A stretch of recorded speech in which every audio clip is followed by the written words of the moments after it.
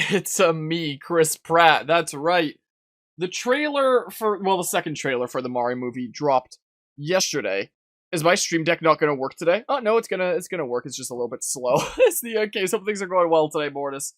Yesterday, the 29th, I'm still coughing from time to time. It's been over a week since the 24-hour charity stream, and somehow me being sick and streaming for like 24 hours and therefore being awake for closer to 26 hours, well, I'm destroying my body so much that I'm still coughing until today. So I was gonna stream this yesterday, the 29th, but when I got home from university, I was just so dang tired. I just needed to, like, pass out immediately. I didn't have university today, so I didn't set my alarm, and I just figured I'd wake up when I woke up. And I woke up at, like, 5:30 in the morning, to decide if I'm, like, awake or still really sleepy. Just because, like, I went to sleep so early after getting home from university, so I was like, yeah, I'll just do it tomorrow. And then this will get uploaded, like, the next day, so it'll be, like, 2 days late. It'll be, it's gonna be, like, the festive month already, December. My goodness, time flies, doesn't it? My goodness gracious, still mercilessly despise Mario Chris Pratt. I mean, I haven't seen the trailer yet. During the, when the first trailer dropped and I did, like, a stream of that, I had already seen it briefly prior. I've not seen this. I was tempted to, but I was like, nah, I'm not gonna see it. I defended it in the first movie, being like, we don't have enough of a sample size yet to know. But now we'll be able to see it properly, is the case. So we'll see what it's like, I guess, will be the case. So, you know, I guess everybody's already seen this already, except for me, because I'm late. So, there's that.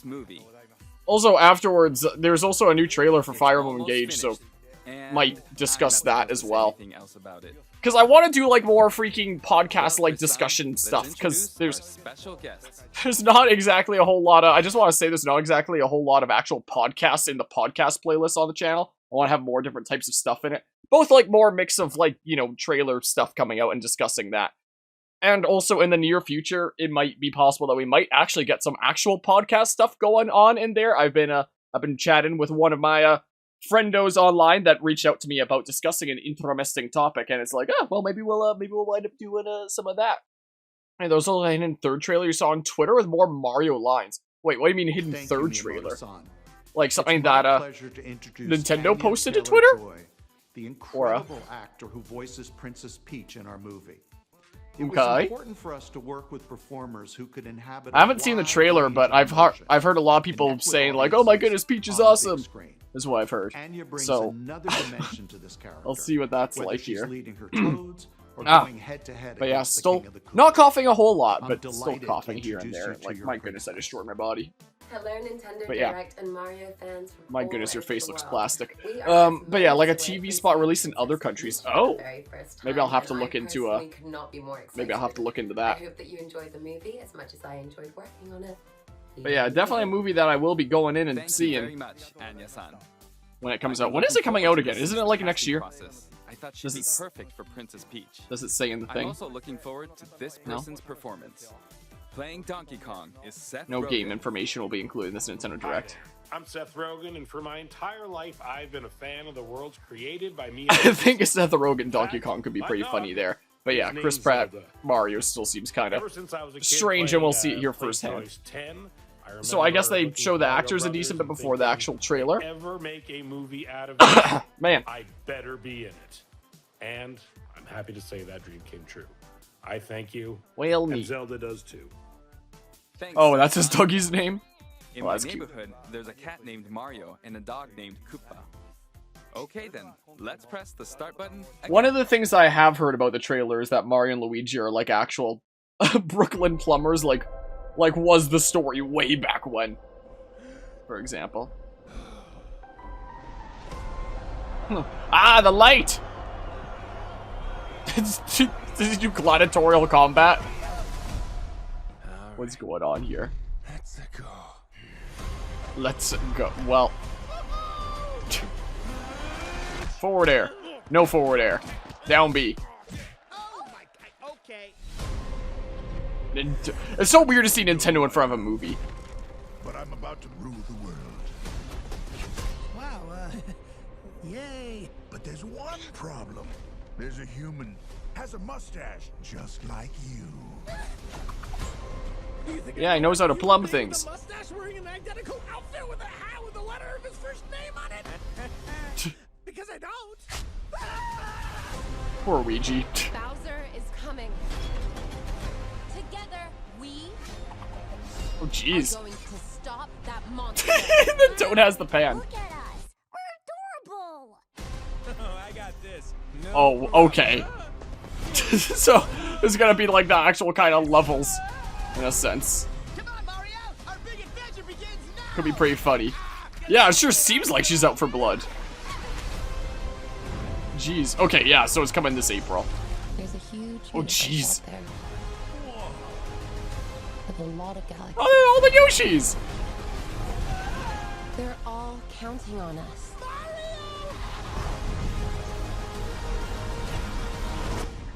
No pressure. There's gonna be Mario Kart. Of course there will be.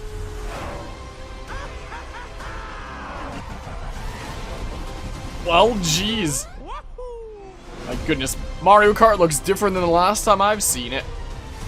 Super Mario Bros. Movie. Yeah. Peach is out for blood seems pretty accurate. Jeez. Wow, okay. It looks like we'll be able to see a new side of Princess Peach, played by Anya-san. Yeah, that's just what I was Donkey thinking Kong was there. Too. It's been over 40 years since the release of the original Donkey Kong game, which Jeez. was also my debut title. We've also changed. Yeah, I was saying during the first trailer that it's like we don't have enough of a sample size yet, but some of you may have noticed, but for this movie, we seized but the now opportunity it's to like, give him okay, an that's actual not personality and design reminiscent great, of the is it? original. That's What do it's you think? definitely not all that That's all great. for now. You know, I played Devil's Advocate the last Super Mario time, Brothers movie. but now, you know, we still don't have a lot of a sample size. It's not like he exactly said a whole lot of words during that.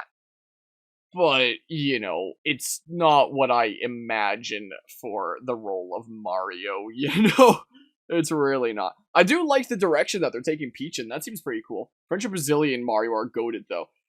Yeah, that's what was brought up during the first trailer. I can look that up here. Let's see here. Super Mario Bros. Movie French trailer. Hold on.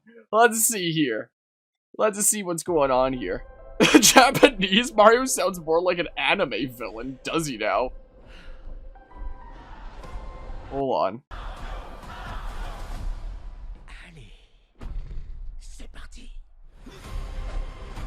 Yeah, I might like French Mario a bit more.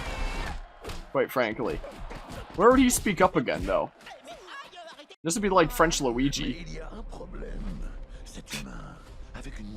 I very, very briefly took a French class in grade 6 when a new principal came in and forced even the German bilingual students like me to learn French. Makes me wonder what a world would be like where I continue to learn French.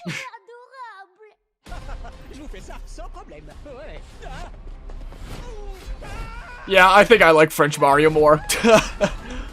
I think, honestly. He's definitely pretty good there. Alright, so what about these TV spot ones? It is a movie that I'm looking forward to seeing. The role that I'd probably most be looking forward to seeing. I feel like, you know, there might not be a lot to say with this trailer. I feel like I had a lot to say with the first trailer. This one, after seeing it, it's like, okay, maybe I don't actually have a whole lot to say about it. Still most looking forward to a Jack Black Bowser, and yeah, Chris Pratt Mario is maybe not so great there. Okay, so that was the TV spot you saw. The art style looks really great. You know, part of me, I don't know, part of me feels like it's great in the hands of Illumination. Part of me also wishes that maybe it would have been a different studio at the same time.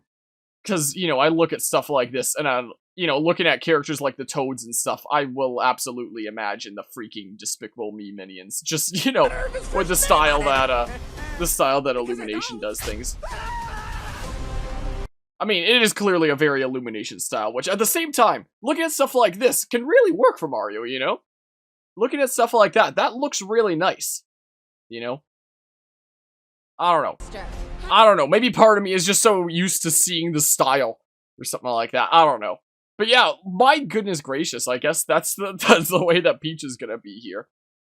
So, in Smash Bros. And Smash Ultimate, one of her forward smash attacks can be the frying pan, and the counter is Toad. Here instead is just Toad is helping out with a frying pan, and she's got a freaking halberd for some reason.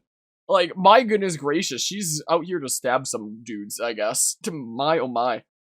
Yeah, I didn't expect that. What are people saying about this? Yeah, we could definitely appreciate that there's a Mario Kart scene, is the case. But yeah, the visuals look pretty nice. Some of the characters, it's like, I don't know, I can't quite tell if for a lot of the character designs, if I like them, or, it's too Illumination-y for me, if that makes sense. Like, I love the look for Bowser so far. Bowser looks really gosh dang cool. And did a really good job with him. I feel like I like them more than I dislike them when it comes to, you know, the models like this and stuff. Some people complain about Peach being aggressive and strong like this because people are sexist and just like, you ever play a Mario spin-off before? Wait, what are people's actual complaints with that? Are they just being like, oh my goodness, it's just to like satisfy the crowds of wanting to have like a strong female character, yada yada. There are definitely some films that I can say, you know, try way, way, way too hard to, okay, woke agenda. There are definitely, you know, some films that I can say play way too hard into that kind of trope in the sense that they basically lose the humanity from the characters that they're trying to build up as strong. There are some films that are guilty of that, and some decent bit of media out there, but, you know, I wouldn't say that that's like the standard thing for all media where it's like, oh my goodness, freaking the fact that they elevated this character up means that they've like dehumanized her completely, anything like that. Unless that's what it turns out is happening here, but I would be very, very surprised if something like that happened in the freaking Mario movie, you know? Yeah, honestly there. Main series Peach, you're not wrong. Isn't exactly the greatest, you know? So honestly, this depiction that they're showing for Peach is like, wow, I like it. I like it so far, I do have to say. Like, she looks like a freaking military commander for her nation, is what it seems like. Instead of just being like, oh no, you know? You know? Like, if anything, you know, people that are probably afraid of the woke agenda that are like, oh my goodness, they're gonna, you know, dehumanize her by playing too strongly into the, freaking that kind of thingamabob there. But, you know, main series Mario has a Peach that I would argue is pretty dehumanized with how useless she is so much of the time, if I'm gonna be honest. I'd say that that's like a lot more unrealistic depiction for Peach is the main series games than, you know, freaking being like, let's go stab some bitches, you know. I'd say that that's more realistic, honestly, if that's what people are concerned about, than just being, like, all dainty, like, oh no, I'm gonna do nothing as I get kidnapped, you know? So, I'll take it, gladly, you know? So, yeah. Yeah! We'll hopefully get to see Peach as, like, an actual character here, you know? I mean, in freaking Mario plus Rabbids, she's pretty badass. That's probably the only one game there. I never played Super Princess Peach. I'm sorry that that's actually kind of loud. I'm sorry, I'm looking over in OBS and seeing that there. Yeah, maybe not just in well, I guess you could call the Mario movie a spin-off there. But yeah, there's that. I guess I'll have to find out in the later Paper Mario games. I don't quite remember from Thousand Year Door. It's been a while since playing it. We're gonna play Thousand Year Door coming up this year though. Well, 2023, not this year. There's no time left this year. You know what I mean. You know what I mean there. I remember her being like a helpful ally in Thousand Year Door, but I'd never played any of the other games except for Sticker Star, and Sticker Star freaking. Now, I played that game when it first came out. That was like 2012 or something like that. So I would have been like, what, 12 or 13 or something like that? Oh my goodness. That game was so bad. But yeah. Oh yeah, she did have the Metal Gear Solid sections, you're right. And we even played the freaking Metal Gear music over it. You're right. She was actually actively trying to thwart Bowser and that, and escape and stuff. Hold on, where was Paper Mario? We did that like late last year, right? Yeah, that was late last year, was the case. We were actually playing Metal Gear music over it, weren't we? Where would the, I don't know where it would be. I don't know if it's worth finding right now. But yeah, you're right, aren't you? And, you know, I haven't played the later, hardcore cooking training for Evo. Sometimes when I look back at some of my YouTube titles, like a year plus later, sometimes I question what the heck was going on when I titled these things. But there's that. Yeah, the depiction for Peach looks really cool. I like that. And, you know, it's a really good example of not just delivering people who've played the games the exact same experience they've gotten through the games. Like, I feel like one of the biggest errors that you can fall into when making a video game movie is just delivering players the exact same experience that they could have gotten in a video game, but, you know, better in the video game, essentially. Like, I was seeing some video, I've never played Uncharted before, but I was seeing some video essays on Uncharted before, not before it came out, before I ever saw the movie. I saw some video essays on that from people who have played the games. And I saw Uncharted for the first time on my way to Italy, just as, you know, a movie that was offered on there. And as someone that's never played the games, I was like, hey, that was, you know, it wasn't stand out absolutely amazing, but that was pretty cool. And there was some pretty cool scenes, like the freaking 2 ships midair scene, like that was hella cool. And the video essays I've seen analyzing those movies talk about how there's scenes like the bidding auction scene, where it's like, that is just done better in the video game, so why wouldn't you just watch a cutscene movie on YouTube for free to get that exact same experience, but better? Like, there would be some things that would be exclusive to the theater, like that ship scene that was hella cool, but apparently things like the auction scene would just be done better in the actual game that they were based on. So it's like, what's the point of putting that on the big screen if they're just gonna do the exact same thing but worse instead of delivering a different experience? On the contrary, things like the Sonic movies, which I only saw the Sonic movie 2 for the first time, also on the flight to Italy, and I thought that was pretty neato as well, as someone that doesn't even like Sonic. The Sonic movies are a great example of delivering players of the games something that they haven't just seen before in the games. Like, you know, it's a completely different storyline with it being in the real world. Well, I guess there's some Sonic games that are in the real world story, but you know what I mean. You know, the different real world where Sonic's from, like, a different dimension and stuff like that, and his friendos, like, Tails have come through to, meet him and befriend him for the first time, and Knuckles, there's the, you know, duality at first, but then eventual, kind of predictable friendship, but, you know, at the same time, it's like, alright, it had to work that way, you know, is the case, and is done in a way that, you know, you wouldn't have seen in the games before. So the Sonic movies are a really good example of delivering value to players of the games, because it's not just something that you could have gotten a better experience in by playing the games, unlike something like some of the scenes that you see in Uncharted.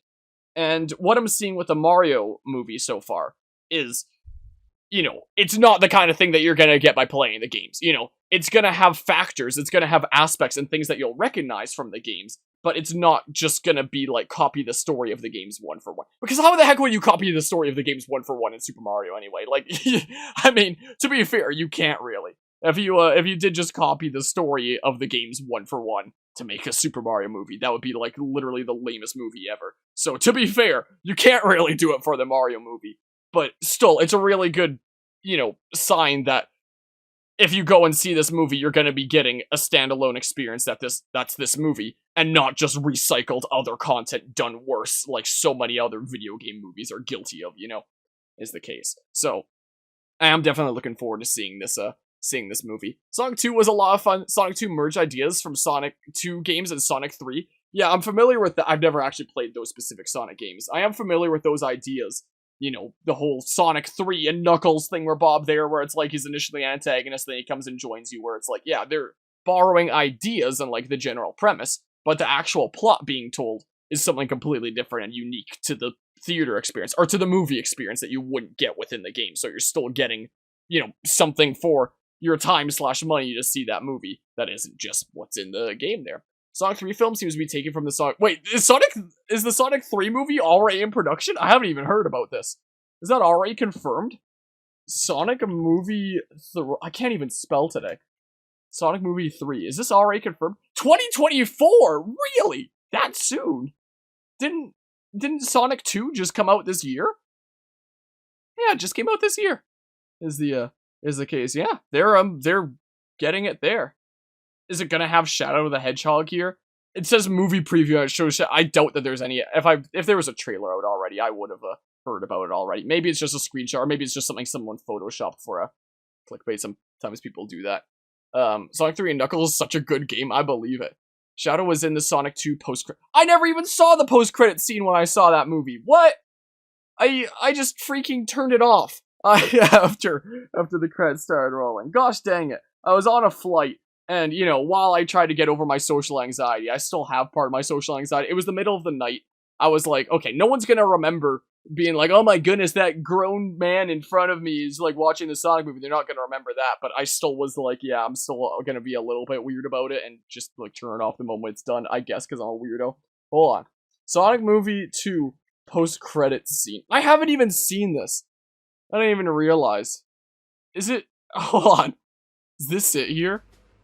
Because I've not seen this. Still searching, sir. We haven't found any sign of Robotnik. No one could have survived that crash.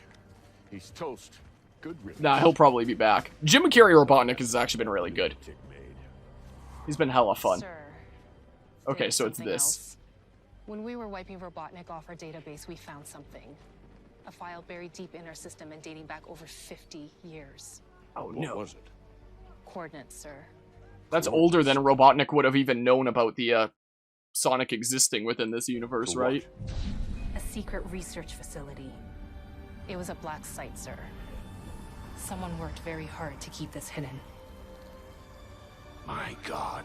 My God. Project Shadow. Ooh, that's a cool eye effect.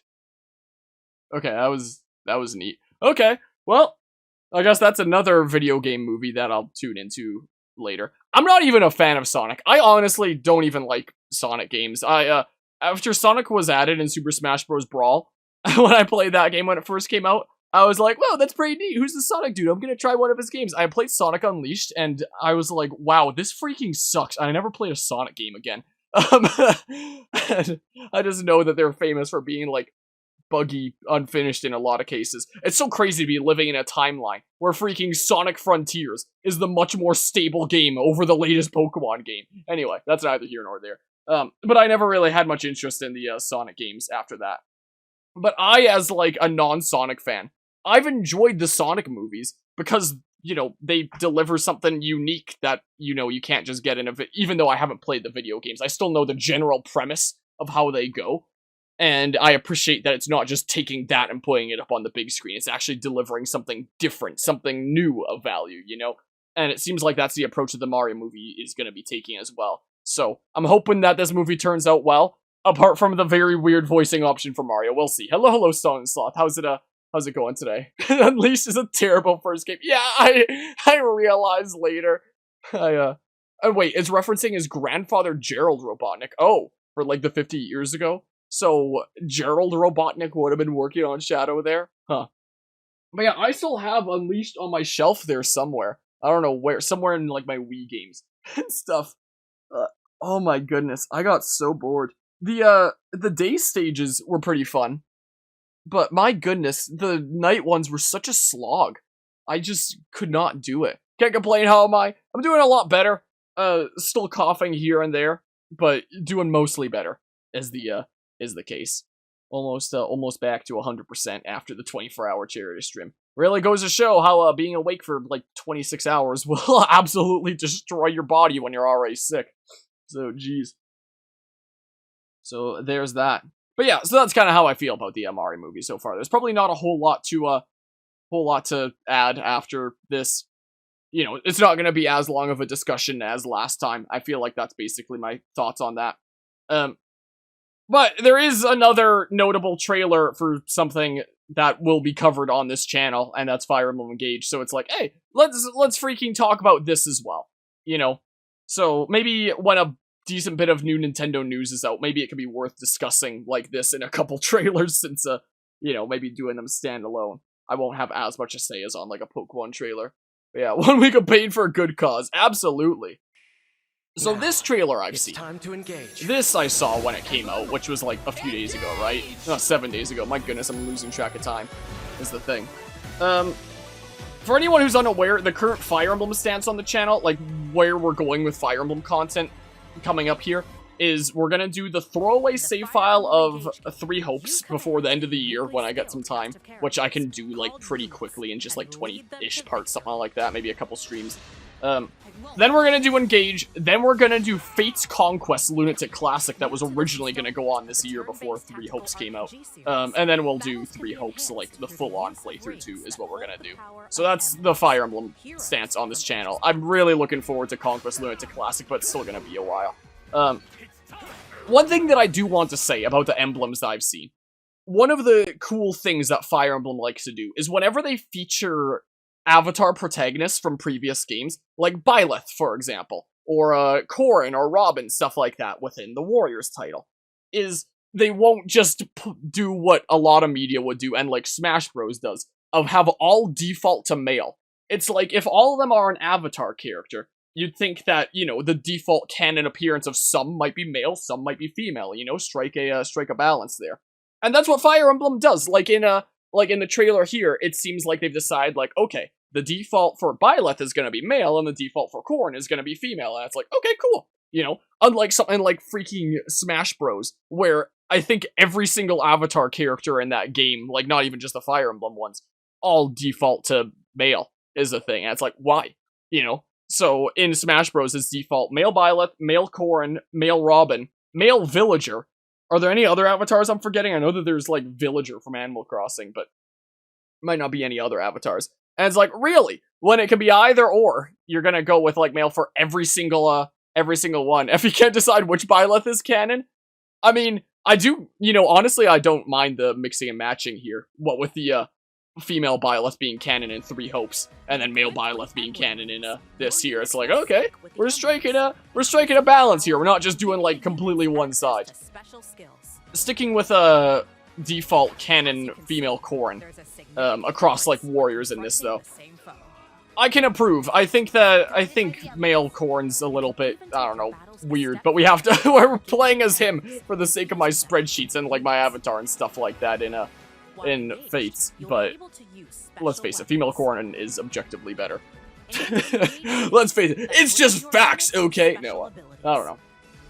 But when I saw this trailer when it first came out, one of my big concerns was, are they gonna be able to properly balance this?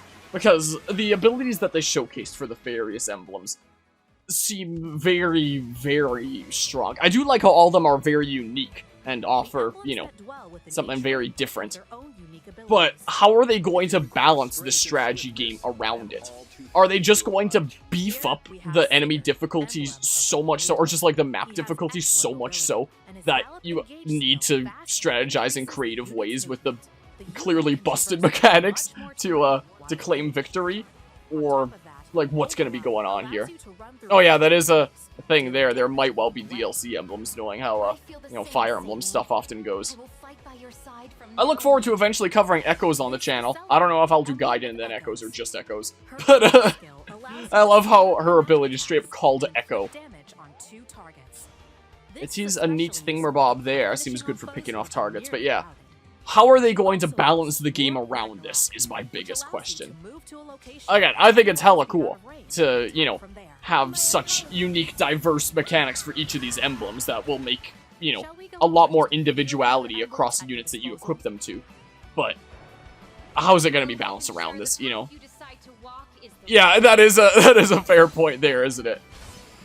We're going to be playing your next route next year after Engage. Again, it was going to be this year. I was planning on doing, like, one playthrough of Fates per year. And then Three Hopes came out, and it was like, well, there goes my plans there. I think using the Dragon Veins is pretty neat there. You know, it's a nice little nod to players of Fates. Like me! You know? But yeah, I do apologize to everyone that enjoyed the Birthright series that has been waiting for over a year now for Conquest. It's like, I would have done it, but there's so many other games, and Three Hopes, being as long of a game as it is and coming out when it did, kind of threw a wrench into the plans. Because this year, it was like, we did the final route of Three Houses. I finally finished it off early this year. And then Three Hopes came out, and I was like, ugh! And now, you know, I have multiple playthroughs of that to go. Again, the throwaway save file we'll do later this year, just to do, like, Scarlet Blaze, the stuff that I miss will go against Byleth, and we'll do the Arvel Paralog. I can rush through that in no time at all, you know.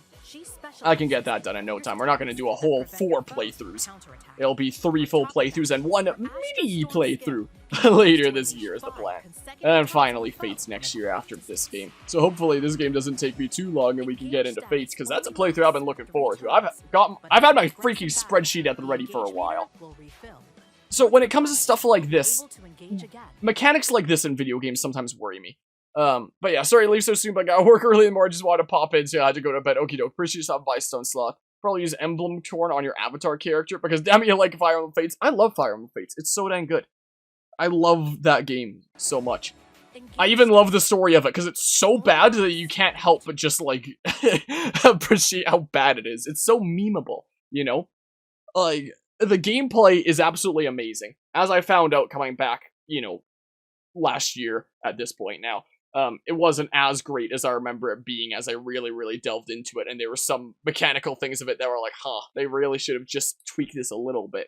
So the gameplay is really, really good. Probably my favorite Fire Emblem gameplay, but not perfect, but it's really, really good. The music! Freaking chef's kiss the music of Fire Emblem Fates. Masterful. And the story, well, it's so bad that it's memeable, and, you know, it was really enjoyable to stream and, you know, make jokes about and stuff like that, so I really look forward to Conquest because of that. It made the story, like, so much more enjoyable, just memeing it the whole time, you know? So I love Fire Emblem Fates. Such a gem of a game. Anyway, as I was trying to say there, mechanics like this, you know, kind of scare me in games, because it's like, you know, you build this meter all the way to the top, and then you can pop it and have it active for a little while. So you can use that in a situation where it's like, oh, this is it's a really dire situation. I have to pop this to get it out of a tricky situation. But then, you know, what if you're put in a tricky situation before it's charged up all the way again? Or just like, well, that's not as much of a concern, because then you're punished for, you know, having popped it before when you did. But just like, if you're contemplating, I know that I'm going to need to use this, like, much farther ahead in the map. Can I pop it now and have it be at the ready again by the time that I get to the next place that I'm gonna need it? Or knowing how Fire Emblem works with freaking random ambush spawns, how much this series loves doing that for some stupid reason. What scares me is like, oh, you know, there's this final group of enemies around here, or I have to deal with this group that's a little bit tricky, where it's like, I can get through it without popping the thing, but I can get through it a lot more reliably if I do pop the thing. So it's like, alright, pop it, since, you know, it's not like I have to deal with any other enemies that are gonna give me trouble after this, so may as well. So you pop it, you deal with them, and it's like, surprise! Random ambush spawns like the freaking Sleeping Sand Legend in 3 houses, and now it's gonna take 3,000 years before it's charged up again, and now you've put yourself into a crummy situation, because you didn't know what to expect going forward. Maybe this game will do something, like, different for random ambush spawns, and we won't have to worry about that as much. But that's always one of my concerns whenever video games have a mechanic where it's like, you have to charge it up. You can pop it to help you out in whatever situation, but then it has to charge up again.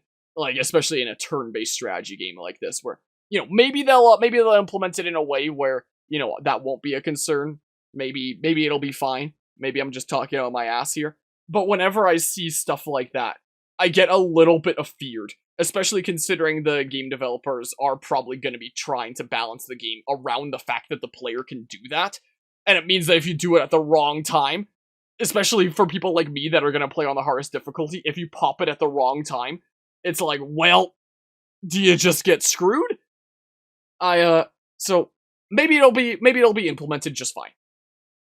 But I'm afraid. But I am afraid. But yeah. Remember pulling up the wiki and getting confused by cardinal directions during that stream. Wait, by cardinal directions? During the Sleeping Sand Legend? Oh, what? I do like how they are taking mechanics from games like Three Houses with the, you know, the red aggro lines and stuff. That was a really good change that Three Houses put in there. As much as I hate Three Houses, it had a lot of good things going for it, and that was one of the things going for it.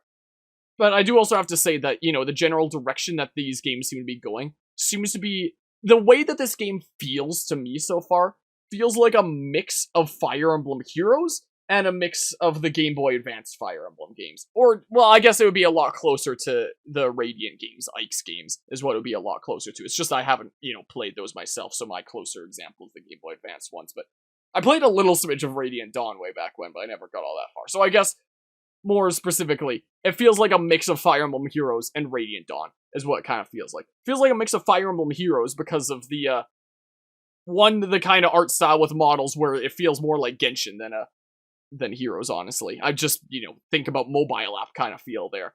The colors, the color coding on the different weapon types to show the advantages and such. And just the, let's bring in a bazillion heroes from previous games. So it gives me the Fire Emblem Heroes feel from that perspective. And then Radiant Dawn kind of feel from, that kind of perspective of, the tile-based gameplay. The previous ones, like Heroes, have been tile-based, but, in a different kind of way. I probably shouldn't have initially said the Game Boy Advance games. I should have just immediately said Radiant games there. But yeah, because the way the camera was facing, because that was strange there. Yeah, but, you're probably only gonna have so many emblem rings, so, like, which ones are you gonna make OP? Which ones are, like, one small, this might not be that big of a problem, but one small concern would be, like, the ones that you're gonna have, only so many emblem rings. And if you're bringing, let's say, how many units into a map? 1, 2, 3, 4, 5, 6, 7, 8, 9. And you're bringing, like, what, 6 emblem rings at this point? Does that mean that it's, like, these 6 units are gonna be, like, your go-to usable ones? And the other 3 are just gonna be, like, your sucky ones that you barely use? Or maybe are just healers at the back that you try to, like, not take aggro because they, are significantly underpowered compared to those that you do put the rings on.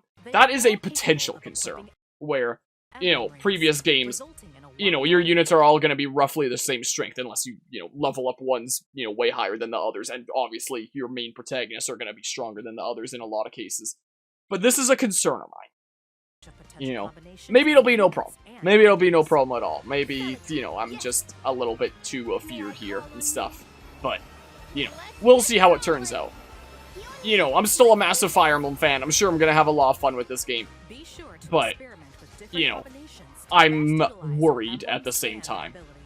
At least it's not like something like Pokemon Scarlet and Violet were coming up to a release. It's like, wow, these games don't look finished.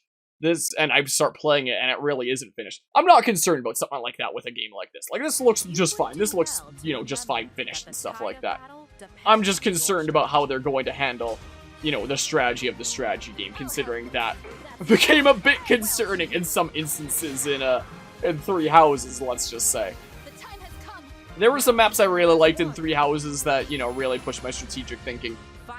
And then there were maps that were just bullshit, was the case. So, we'll see what balance this game strikes, and how it handles this emblem system. So, I'm looking forward to it, but I'm worried, is the case. Like, at least it's not a Pokemon Scarlet and Violet type worried, but I'm a little bit afeared. Wait, this was 2 weeks ago. I guess, whatever, I'm gonna put this on, because we haven't, talked about this before. We would have talked about the announcement trailer, but this came out a couple weeks, so I've seen this trailer before. So may as well have a look-see here. Yeah, freaking time is gonna fly, huh? So I really gotta do this throwaway save file of Three Hopes here really soon. Right now, the streaming schedule is looking like this, where it's like, we're in the middle of Mario Rabbids Sparks of Hope, we're in the middle of Persona 5 Royal, which will probably stream a little bit of right after this. We're in the middle of Pokemon Scarlet, which I haven't done for a little bit now. I'm kind of waiting on, some custom art for the layout there. But, there's plenty of uploads still to go for a while, so no problemo there either way. I haven't actually done this for a good while. Like, quite some time. It's still on the schedule, but I haven't actually uploaded another thing in that series for quite some time. I know I should, but when was the last time I uploaded in that? Nameless Town. This was, it was a month ago! Whoops! It's still there. I'll do it at some point here. Anyway, I want to knock at least one of these games off, probably Mario plus Rabbids, and then I'll slap on the throwaway save for Three Hopes, and then, we'll get through that in probably 1 or 2 streams, no problemo. Probably get through what content is available for this, or what content I can do for this. I still want to start Nier Automata before the end of the year, because Nier Automata, it released in, like, September, was a thing. So I just have it in here for Nier Automata, is the case. So I was planning on playing it right when it came out, but I still wasn't done with Nier Replicant at that point, and the uploads still weren't done. It released when I was still actually playing it, and the uploads would still go until like a month after release, something like that. Because this became freaking 110 thingamabobs. It was not a short game. This right here.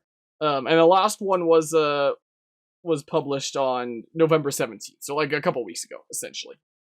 So I still want to start Nier Automata before the end of the year, because I was originally going to do it right when it came out on the Switch, but it was like, oh, well, never mind to those plans, it's going to be a little bit later, so I still want to start that, but, you know, it's a little bit of a mess here. I recently got to recording this again, finally. There's going to be, like, some new uploads for this coming up.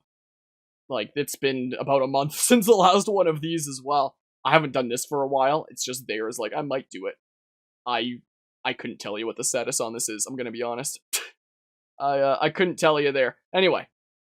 So, I'm really hoping that I can get through the stuff that I want to get through before the release of Fire Emblem Engage. Because it's just these things here, my throwaway file, and Nier Automata. And I guess this is the case. And then, oh yeah, we usually start New Year's with, like, the next Assassin's Creed game, so I guess I'll be starting that. But my main concern is in the month of December, get this stuff wrapped up. Except for Persona 5 Royal. That's gonna take me longer than just December. I can say that for certain at this rate. But anyway, that's my current concern with it being 50 days away there, is the case. I'm sure I can do it, but it's gonna be a little bit tricky. Once I go on a winter break after this semester's done, I have a bit of time right now because, you know, this semester's, you know, ending off. You know, next week is the actual last week of lectures, and then it'll just be exams. So I'll have plenty of time, but a lot of that time will also be spent studying, you know, is the thing. And making sure I understand the classes. I honestly don't know what I feel about this art style for, you know, cutscenes and stuff. It feels very Genshin-y, which isn't necessarily bad. It just feels very, I don't know, when I look at that kind of art style, I feel like it's a mobile app or something like that. But, you know, I think I said it during the reveal trailer of this game. I'll gladly take the cutscenes of this game over the weird thing that Three Houses was doing with its, like, more dedicated cutscenes. But yeah, this trailer reveals a thing that was spoiled to you from leaks. What, various different emblems, or, like, the dragon or something like that? Something or other? I don't know here. Anyway, I think I mentioned this during the reveal trailer. I'll mention it again anyway, just because I like rambling about things. But in Fire Emblem Echoes, they started doing this weird thing with the crazier cutscenes, where it's like the frame rate was... I can actually show it. This is something that I didn't do during the thingamabob there, during the reveal trailer. Let's look at Fire Emblem Fates cutscenes first. Is what we'll do. Not sure how you feel about another Fire Emblem main character / avatar being genetically related to dragons. Oh, is that what's revealed there? I guess it wouldn't be too surprising. Yeah, they just love doing that. Okay, gotcha.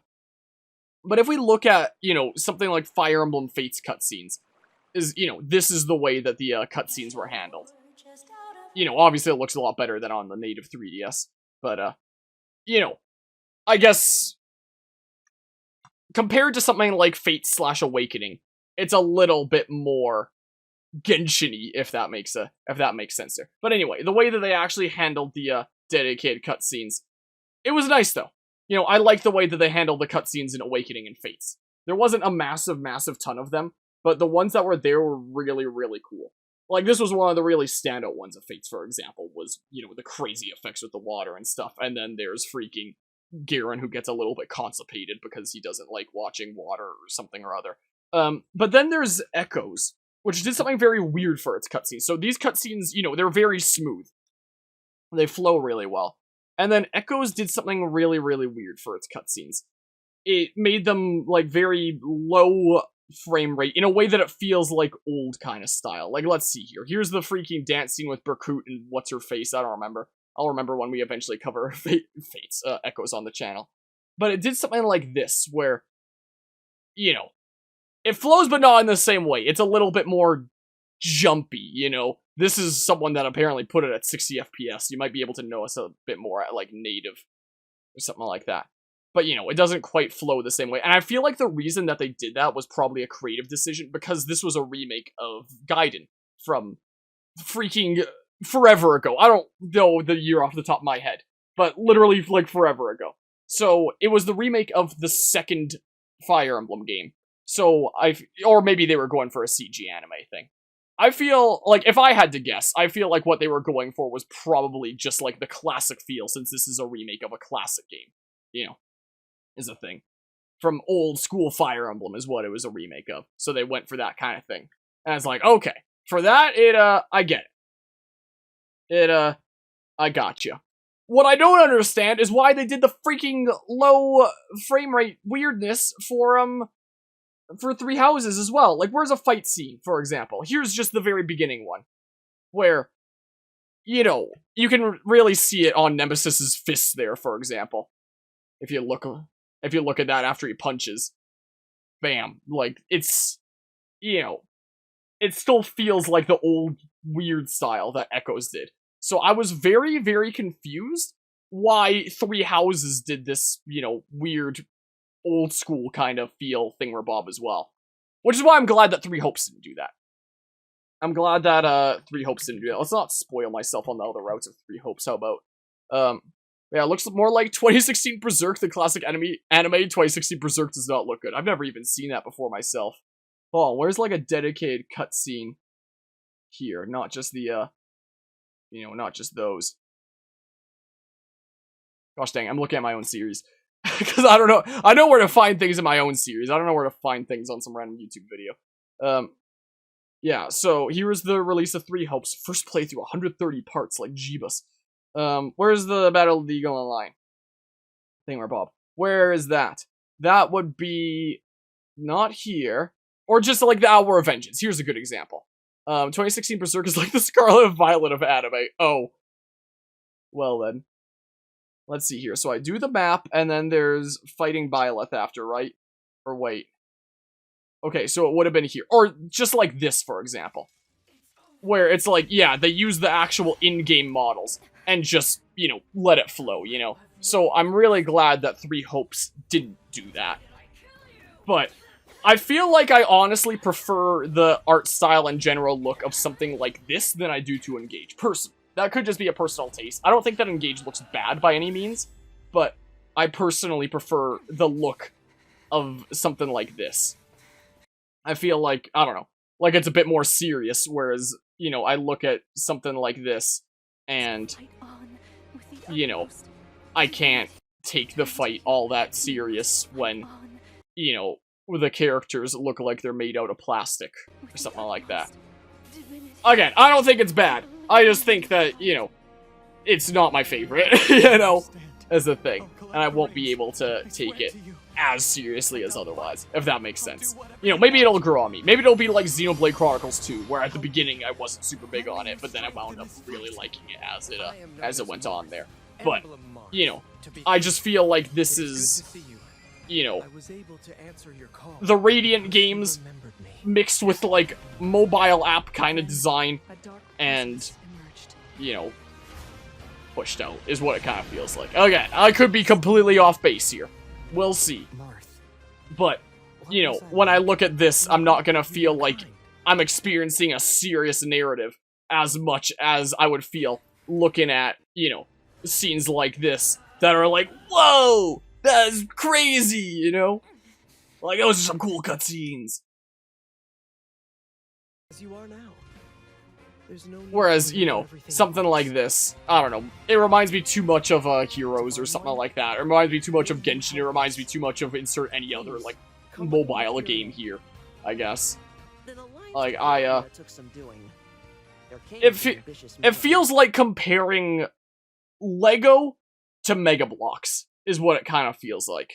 That's why I'm not really big on it, I guess. If that makes sense. Again, it's not bad. It's not an ugly game by any means. It doesn't seem like. I'm just not as big on the art style as I would be on as something like Three Hopes. I thought the general art style of Three Houses was pretty fine. I just didn't like the way that they handled their cutscenes. That was a thing. So I'm really glad that Three Hopes didn't have any of that. It was cutscenes. Also, I hope I haven't been mixing up Three Houses and Three Hopes in this discussion and just confusing people, because, you know, Three Houses and Three Hopes are very, very similar names. Is the case. He is not yet at full strength. But yeah, I do love me some Fire Emblem. I'm sure I'm gonna really like this game at the end of the day. I'm sure I probably will. You know, after, I doubt that I would get into more of a love-hate relationship / even just hate relationship with this game as I did with Three Houses. There was a lot of things that I really didn't like about Three Houses. So I doubt it would be, this game would have to try really, really hard to, you know, screw up to be like Three Houses in my mind. I'm sorry to anyone who really, really loves Three Houses, but I just couldn't with that game. So I'm sure I'll like this game. I'll probably end up liking it more than Three Houses, but, you know, there are some concerns with it. And, you know, I'm a little bit afeared that I might not be able to take it as seriously, you know, in a general style like this. Oh no, he has red hair now! So we'll see. We'll see. Again, I could be completely off course, but we'll see. That's kind of what I'm feeling right now, is the case. Oh no, the ring! Yeah, it's literally the Fire Emblem rules. If they're a blue unit, if they're on your side, they're a red unit if they're against you. Quite literally the Fire Emblem rules. Oh noes. Alright, well. Yeah, there's that. Is the case. Vine Dragon Awakens. There wasn't anything else big recently that I missed, was there? Scarlet and Violet available now. I can talk, like, yeah, there's also green units. Oh yeah, there was one thing that I wanted to talk about in this discussion that I just now remembered. Because along with the Mario trailer, I don't necessarily need to watch this whole thing. I just wanted to bring up the fact that Nintendo Switch Sports just had its golf update.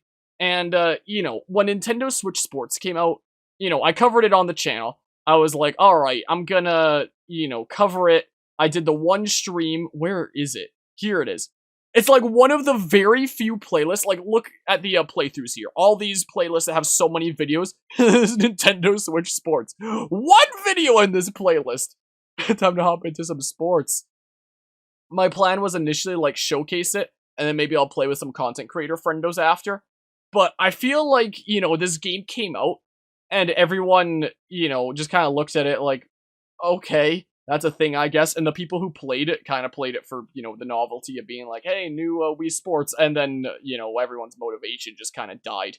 My least favorite thing about this game, about the game itself, rather than the way that it was handled, because I could talk about the way that it was, you know, handled a whole bunch, where it probably should have been a launch title, you know, kind of like Wii Sports was, rather than being released after. But my least favorite thing about the game itself was that there was a progression system. But, you know, it was tied to, like, monthly rewards, where it's like, play a whole bunch this month and get all these cosmetics.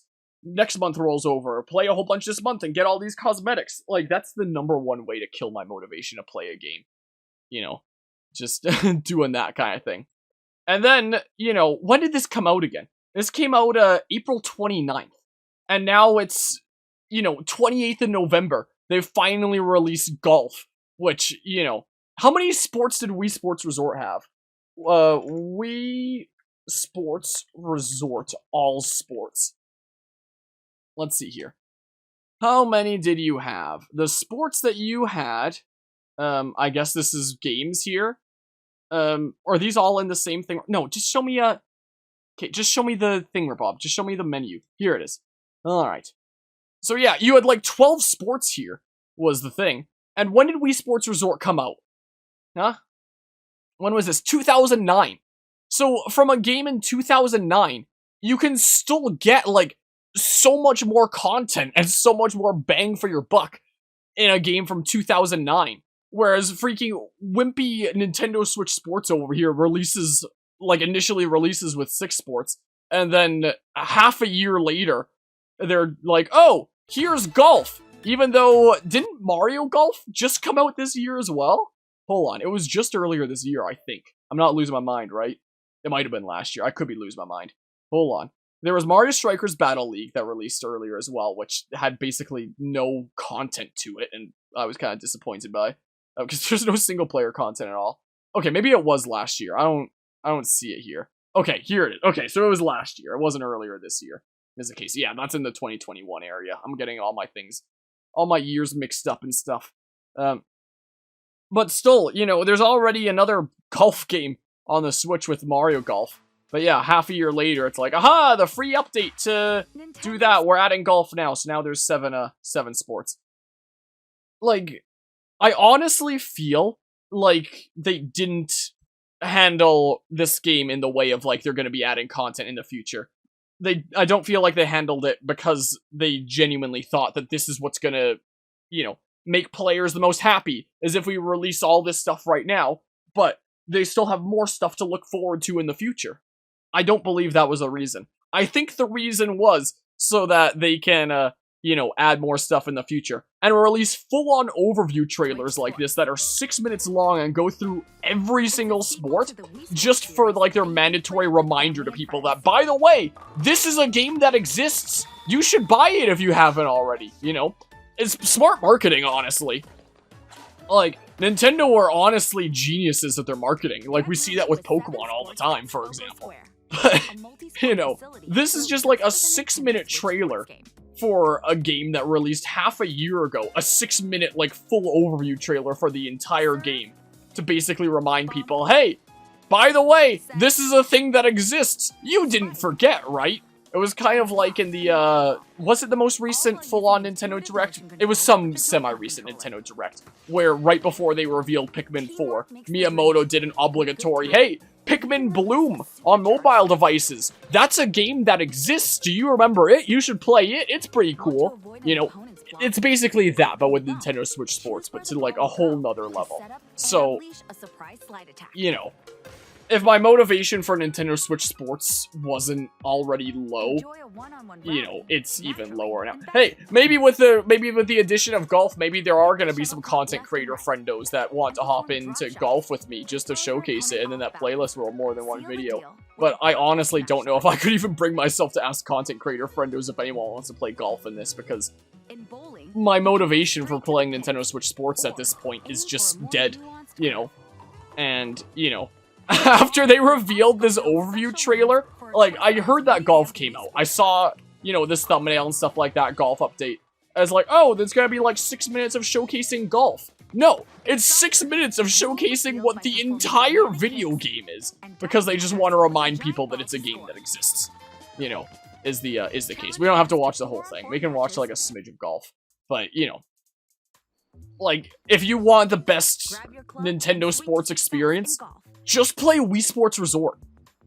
Like, they still really have not given adequate reason, I don't think, to play this over Wii Sports Resort. Apart from the fact that Nintendo doesn't really support their classic games, and, you know, you're not going to be able to buy Wii Sports Resort in a legitimate manner anyway nowadays without, you know, paying some pretty crazy prices by scalpers and stuff.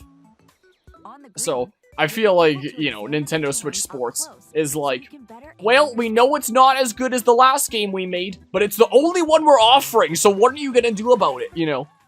is the case. That's kind of the vibe that I get about Nintendo Switch Sports.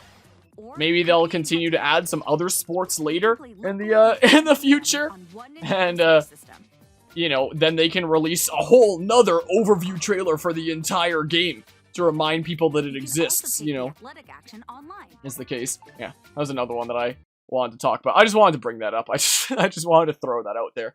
Is kind of grody. Is this out already? It's not out already, is it? February 17th. You know, I can mention this very briefly. We started the Tales of series on the channel with Tales of Vesperia back in 2020 with Mad Lad May. When I was taking on some Mad Lad May requests, where that Mortis Nerd requested Dark Souls and Guzma requested Tales of Vesperia. Where the heck? Okay, there's Dark Souls Remastered. Okay, we started Tales of Vesperia just a little bit before that. I never played a Tales game. This did not age super well, this 2008 game. It was, you know, interesting to see how it inspired other things in the gaming industry later on from that point. Like, I could tell the inspiration from other games. I could tell other games I played were heavily inspired by aspects of this, like Bravely Default with the ship, for example. But I was not exactly super duper happy with that game. There's Pikmin Bloom. But then later released, where the heck is it? These are all, you know, in the order that I start playing them. So a little bit further up. Tales of Arise came out. There it is. Okay, it was just right at WarioWare. I was getting mixed up there. The latest Tales of game came out. I played this. I actually really liked this game. This game was pretty cool. I liked it. So, the most modern Tales of game, yeah, I liked it. It was pretty good. But then the question was like, alright, what's the next Tales game that we're going to play on the channel? And that turned into Tales of Symphonia before, you know, Tales of Symphonia Remastered was even announced on the Switch. And we started doing this in like a 4-player Steam Remote Play playthrough with a whole bunch of friendos and stuff. I would not be able to get through this game on my own. Like, if Tales of Vesperia did not age well, then this is just like a whole nother level when it comes to it being clunky and weird. So thank goodness I have friendos to play it with me, because I could not do it solo. But, you know, organizing a 4-player playthrough, times that work for everyone in the group, it's not easy. It's really not all that easy. So, you know, we always finish off adventures that we start on this channel. On the last, like, multiplayer playthrough that we did in Mario 3D World, wound up taking, like, a year. But we still got through it. We still made it all the way through, despite how long it took. Last upload of this was October 9th.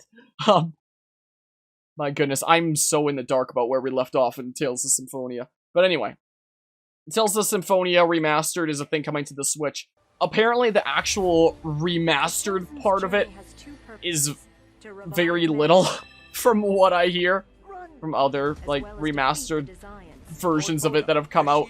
Like, it still looks basically the same as what I'm playing on PC, you know? Maybe it looks slightly better, I don't know, maybe it's just because of that for the trailer, something like that, I don't know. But yeah, because we were covering Tales of Symphonia, I would imagine that some people might wonder, like, oh, do you want to cover, like, the better Tales of Symphonia Remastered? One, I don't know how much better it would be, and two, you know, we're already, well, I guess I, you know, already, yeah, switched away from this. We're already doing, like, a 4-player playthrough on Steam, and I don't think I can do multiplayer outside of local play here. And, you know, I'm not gonna be able to fly out my online friendos to play this with me. Apparently, this is, like, late-game spoilers that they just shove in the trailer, because that's what, you know, game companies have to do nowadays, is just spoil all the big things about their game in the trailer to try to get people to buy it. Maybe I won't, like, look too far in to not spoil myself, but yeah. Tales of Symphonia Remastered is coming out on the Switch, and we're still going to be playing Tales of Symphonia into the time that this is released, most likely. But we are not playing Tales of Symphonia Remastered, because we're playing this, probably. Probably. It's in such a weird place. I'll reach out to friendos pretty soon and be like, hey, we're still doing this, right? Is the case. I don't think that there was anything else recently that I wanted to talk about.